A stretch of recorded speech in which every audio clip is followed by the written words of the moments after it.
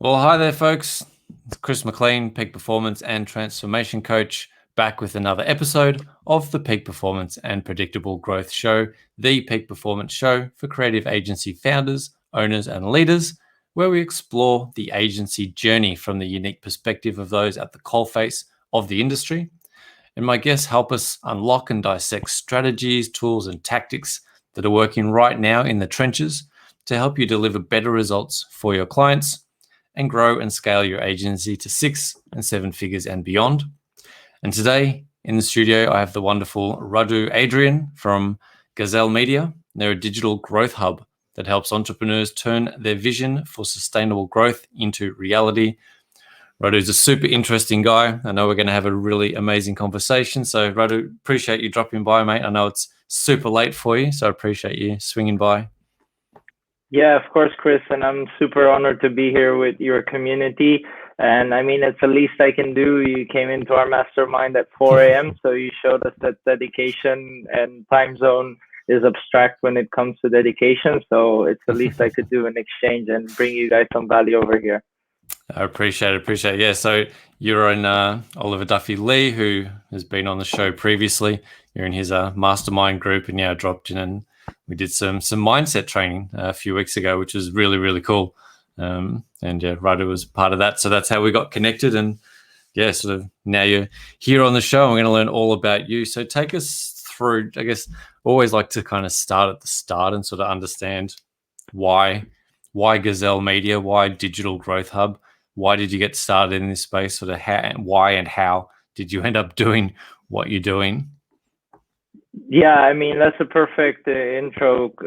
I think it's one of those things that whenever you want to start a business, the first thing that you do is sort of you try to reflect on your core values, and the ideal way to find fulfillment in the trenches, like you said, I think is finding out what actually drives you internally and build a business around that. So I was in law school around 2017. I didn't find it really a fulfilling job, being a city lawyer in London. And that's when I had to sort of reevaluate what I want, because what I wanted was actually, I wanted more balance and more time, but I also wanted to have something to perfect my craft and my mastery in. And I found business as the ideal way to sort of leverage that independence and time balance, to actually try and as many things as possible and find out my life's mission. Amazing. Yeah, I mean, business is that perfect tool to kind of catalyze personal growth and self-development.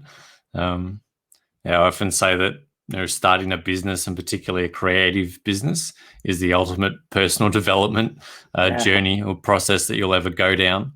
Once you get into business and all the stuff, all the things that come with running a business and the pressures, that's where you start to form the diamond of yourself. I guess if you look at pressures forming diamonds, once you're in that pressure, that boil over of running a business and dealing with customers, it teases out all of your bullshit, like all of your stuff comes out, right? All of your self-sabotage and your self-doubt and anything that's going on in your belief systems and your thinking, all of that stuff gets exposed when you drop into a business. So it's not for the lighthearted, I guess, but it's certainly an amazing journey. And I love that you saw that as a way to sort of step in and start to capture, who am I, what am I about?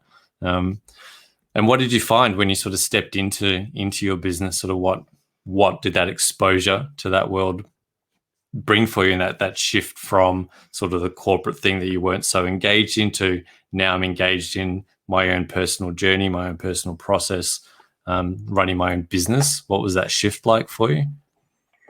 So to me, it's like being on an explorer's journey. I could compare it a lot to the times where, not all the territories were discovered, and there was these explorers that were finding new territories and new continents. I think in business is the same. Like you said, it really teases out all the excuses and bullshit, because in business, ideas are quite worthless. It's all about execution. And I would associate this journey with as I said, the discoverer's journey. So nowadays it's all sorts of similar entrepreneurs like Elon Musk who are in growth companies. It's people going into this digital age of unlimited exposure in any market, really, if you think about it. And it's like a gold mine to explore, really. And I like problem solving. I like solving complex puzzles, and this is where I found my freedom in compound growth that entrepreneurship brings, rather than the linear growth that a classic career brings. And I think it's a myth. I find it quite frankly shocking that when we're 18, we're supposed to choose a subject in university and supposedly do that thing for the rest of our lives, but we don't really know our heads from our asses at that time. Yeah. For a long time after that, I mean, decades after that for a lot of people. But yeah, that's bang on. That is it seems, as you say, like quite an archaic system, the entire education system, which we might not get into the faults of the education and the linear system. But yeah, you're right. If you can switch that out for, like I said, that compounding growth of how can I make myself 1% better every day? If I can do that day on day on day on day, it compounds over time and becomes this sort of exponential avalanche. But again, the capacity to do that requires certain mindset and certain motivations and some grittiness and some toughness to kind of push through that trough, right? Because that's why change is often hard, because we do and we act and we're at the cause side of our lives, and we try something and we start and the results don't show up immediately. And when we get in that, and it sort of creates this, we've got all this cause, and then there's kind of this dip, and then the effect kind of kicks off, and it's in that dip that most people give up. So that capacity to delay gratification is super important, which sounds like that's you lent into that, you understood that, and you sort of lent into that. I'm going to do the right thing because it's the right thing, and I know that you're going to get that sort of compounding growth on the back end. Yeah, I mean, 100%, man. It's all about patience. I think it takes you about 1 to 5 years to find out the perfect solution and the perfect mix of who you are and how you can bring value. For me, it's still a discovery journey. I learned it the hard way. Going back to the beginning when I was really pushing on services, and basically from that I had to build an agency which incorporates more people and more valuable ideas. We solve bigger problems now, and I think it's one of those things that leaders lead markets with arrows on their back. And this agency world is still a fresh world. It's a young industry. There's a lot of young people coming in nowadays, which aren't necessarily, they don't have the life experience. I call it naive optimism. We go with that at the beginning, and then it's informed pessimism. Like you said, it's the chasm. You go down in the chasm and you fight the dragon. Yeah, it's a really solid analogy. So drop off the cliff and go fight the dragon for a while, and then come out victorious. Find out who you are. Yeah, and I think that business as a whole is one of the ultimate ways to is to get that experience. When you go into, if you look at a career, yes, you can get high-paced executive life. You get a lot of that stuff, but it's very different when you need to be self-led and self-directed, and it's all down to you to make shit happen. That's a very different, requires a very different mentality. It's a different proposition to say, if this doesn't happen, it's down to me. And as you're saying, that brings out all of your stuff. All of your stuff starts to show up. Your self-sabotage and all that kind of stuff can start to show up on the back end. And sometimes it feels like fighting the dragon, but you say at the end, it's absolutely worth it, because then you come out the other side of it stronger, better, bolder, ready to sort of, you've increased that capacity to deal with the smaller stuff in life. So it's a worthwhile venture, but not for the faint-hearted, I guess.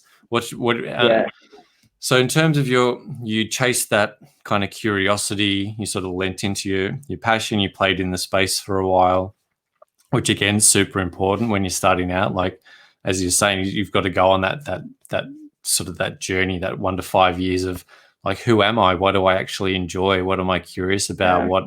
What is this business? Who am I going to serve? What do I like to Yeah. do?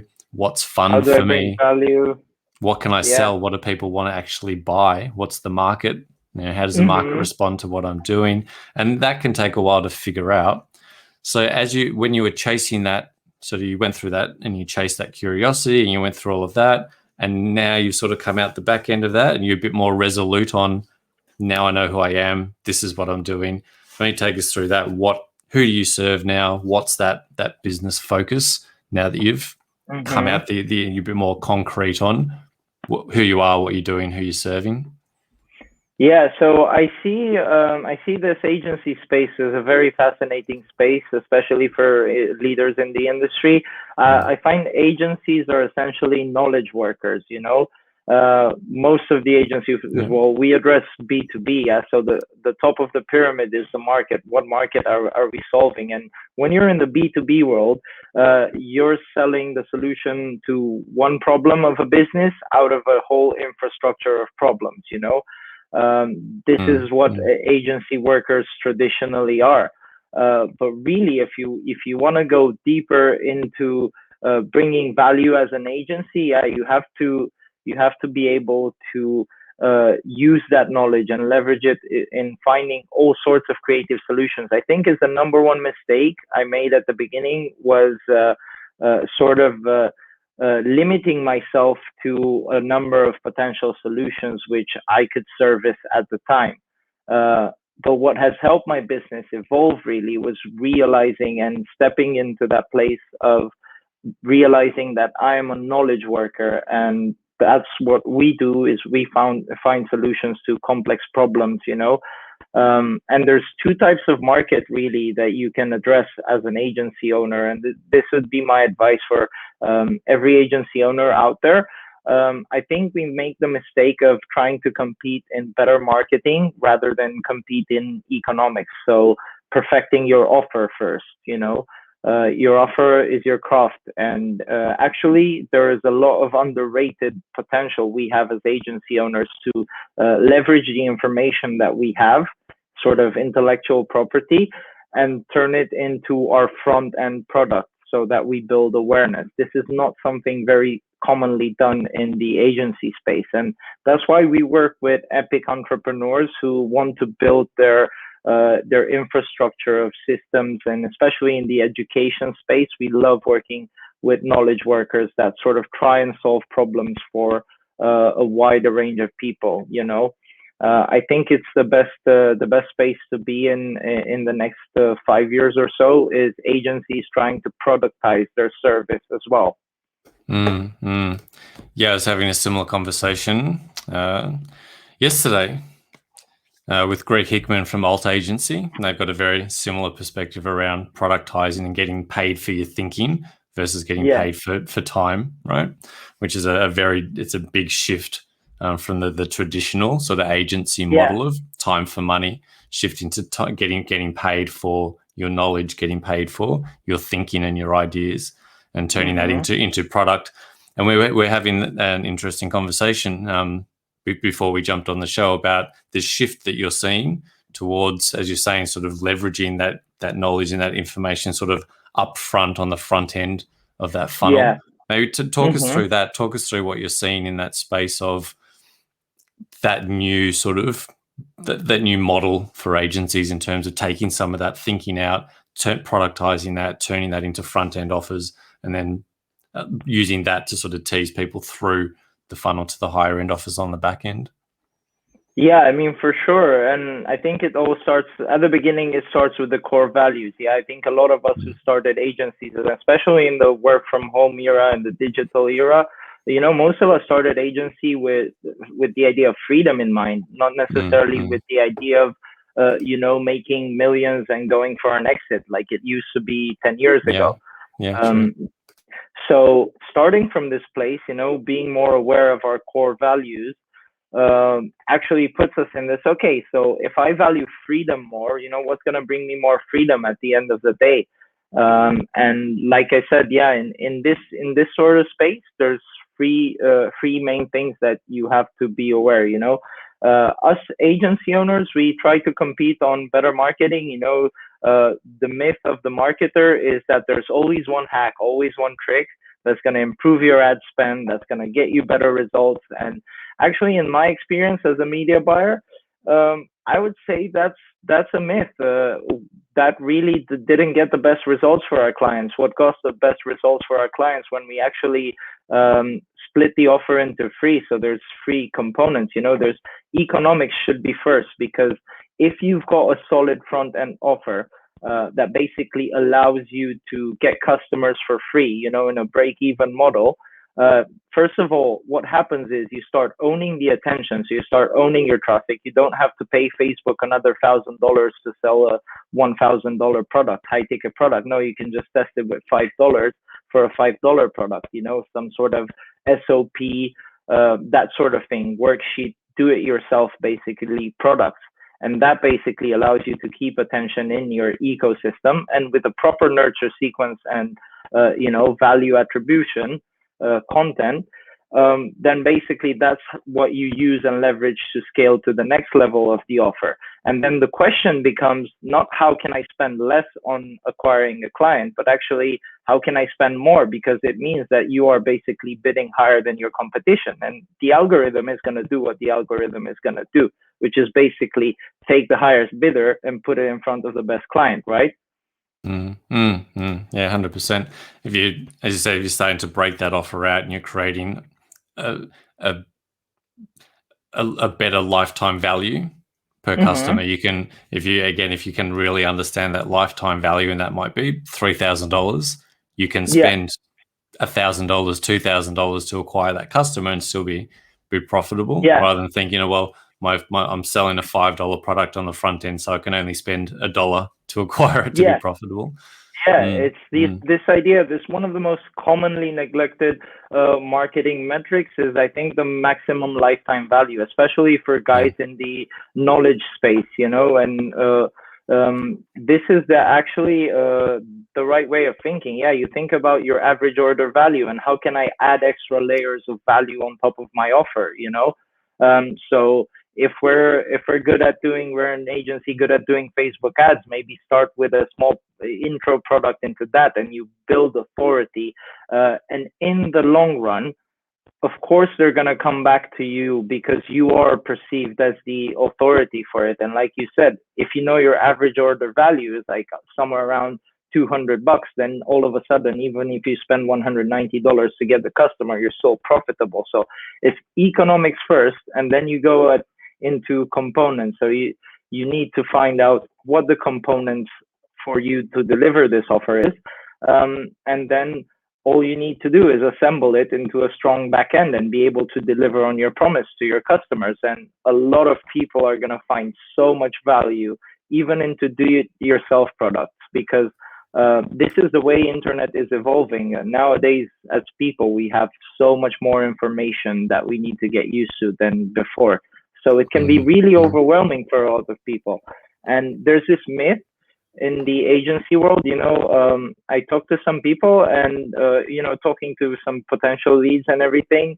And they were telling me, like, I don't know, experts are expensive, so there's this thing that we are perceived as expensive. But if we can get into the front end with an offer that brings them a lot of value, and it's a low ticket offer, and you demystify the myth of the expert being expensive, then you have the chance to give the client what they actually need after they are aware of the problem that you're solving.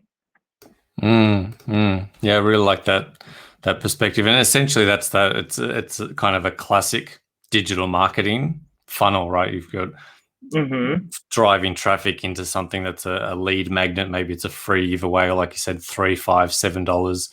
Maybe then into what we call like a tripwire, which might be that a paid. So you might have like a free PDF into a tripwire, that's sort of $5, $7 course, maybe a mini course or a video or a training or something, and then you're getting into your higher ticket, higher tier products.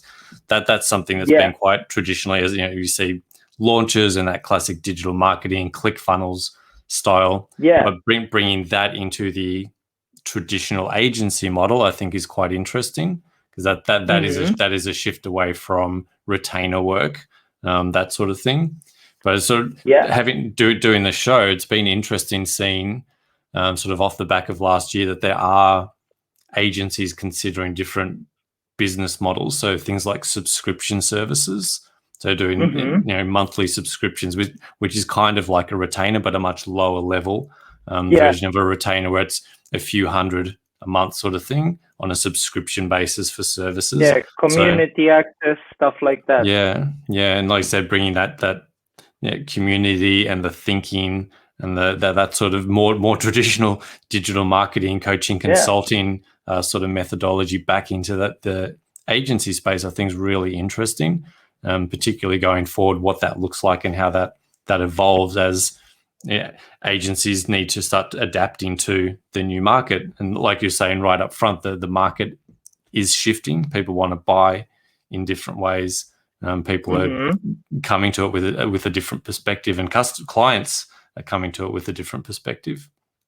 Yeah, that's because it's human nature. I mean, think about it. People want to buy cures, not prevention. Prevention is never attractive, So when we go into the traditional agency offer, we have a tendency, like we're talking about all these things, funny you should mention. Yeah, it's all these funnel things that we do for our clients and we don't do for ourselves as agency. We never thought about this model.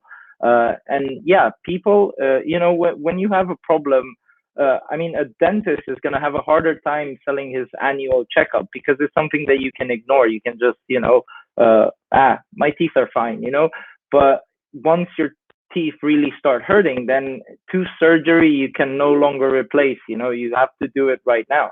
And this is how humans are wired. And yeah, we have to recognize that there's three avenues of value provision. So it's do it yourself, it's done with you, so guidance for your expertise, and then done for you. And I think introducing this sort of idea of a value ladder before us, it solves the number one problems that we as agency owners have, and is like, how can we really not charge more for our services? It's even like, how can we be perceived at a fair value for the value that we offer? Because we always struggle to get our offer across as not a commodity.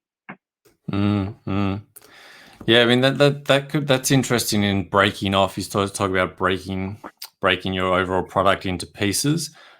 For me, what just came up was something like breaking off like a strategy workshop.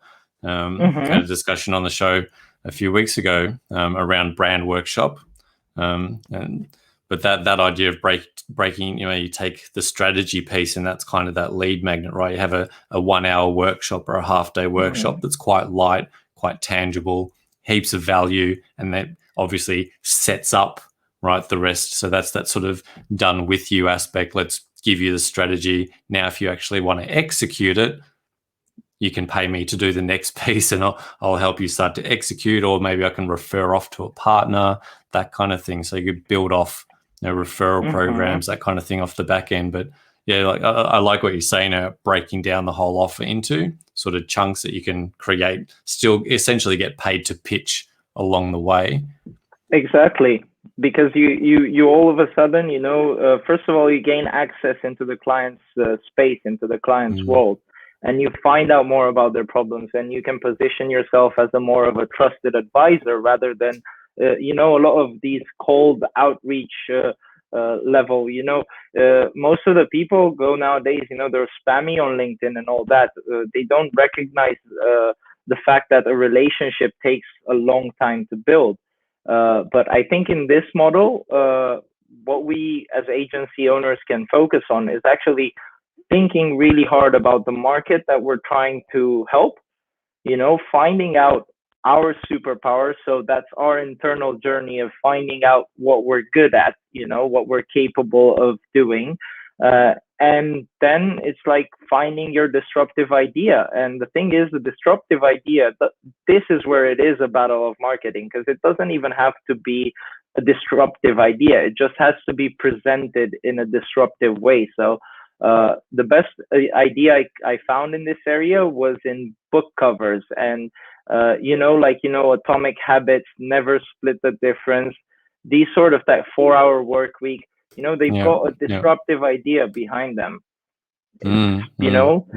We're using negotiations to sort of let's split the difference as compromise. And then Chris Voss came up with the title, Never Split the Difference. So people, hold on, I've been doing this wrong my whole life. I've been, splitting the difference. That's what I've been told a good person does, Yeah, it's that contrarian approach. Yeah. Right. This is what everybody. This is the generally accepted status quo, and then you just pop over here and say, well, actually, don't do that. Do this thing, which is that contrarian positioning. Yeah. Which again becomes disruptive, and whether you still deliver something similar, but you're just using that as as marketing anchor. Leverage to just shift people's consciousness and say, oh, hang on, I need to look into this, because now this I need to go and argue with this even, right? Yeah. And it's the anchor against which your services and your value is going to be perceived. So if you manage to place that strong anchor in your message, then people are going to judge based on that. Have I been taught how to execute a 4-hour work week? Have I been taught how not to split the difference in a negotiation?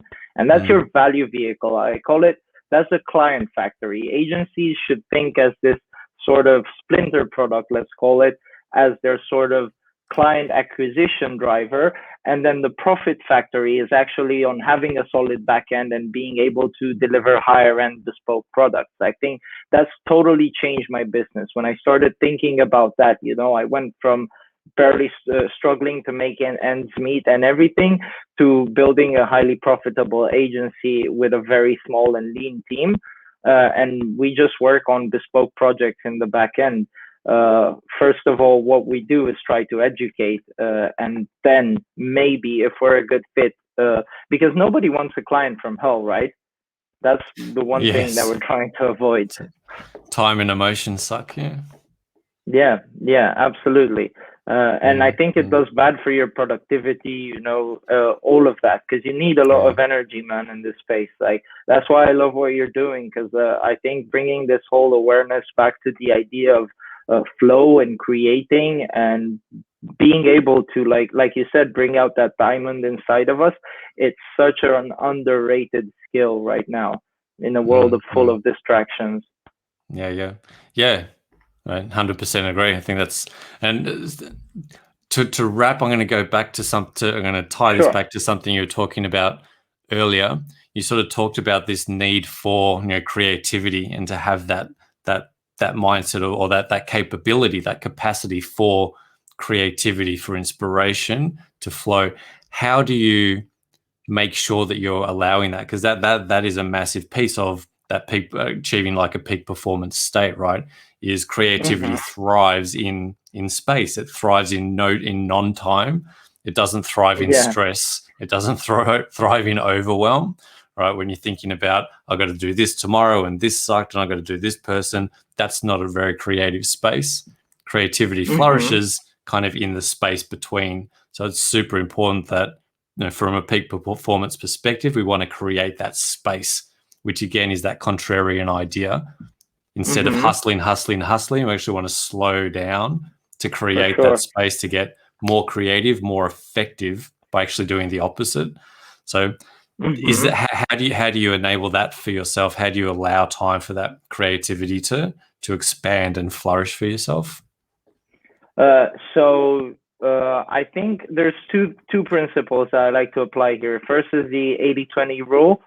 So focus on the 20% of things that bring you the most results. So break down what you want from your agency. If it's built around lifestyle goals, break down those goals and sort of put them at the forefront of your month and of your week, write them down in your agenda every time. And then this is philosophy, which I like, of Kaizen, which allows me to sort of treat my business as a project of evolution and innovation. So I don't like to necessarily pin it into a category. I find that as a business that's constantly growing and evolving and that finds ways to surprise me, so that it never stops being fun for me to create. You can never stagnate that way. Yeah, amazing. You're tapping into that exploration drive, that biological drive for exploration and novelty, and going off and hunting for new resources. And that's what triggers, right? Biologically, neurochemical, that triggers flow, and that triggers peak performance. And that triggers creativity and innovation I'm curious about this thing. I'm going to go and explore, what can I do over here? So I love that exploration mentality. If you can really bundle that and apply that to a business model, I think that's really, really interesting. Yeah. Very, very cool stuff.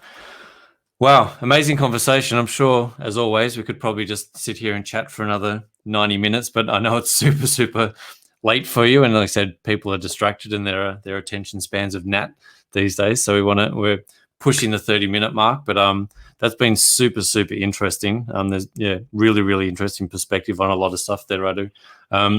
Really appreciate you dropping by. If people want to get in touch with you, find out more about you, there's some stuff up on screen but for those listening on the audio, where's the best place for people to come and find you and get in touch?